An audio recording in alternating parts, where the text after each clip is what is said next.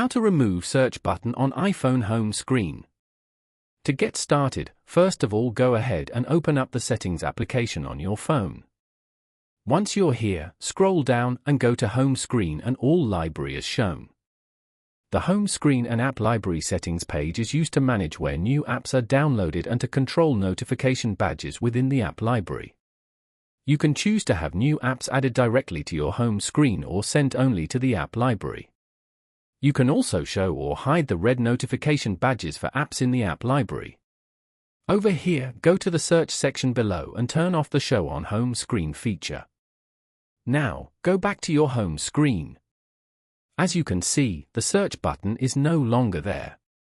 Following these steps, you can easily remove search button on iPhone home screen. Thank you for watching. Please leave a like if this tutorial helped you, or leave a comment below if you have any questions related to the video.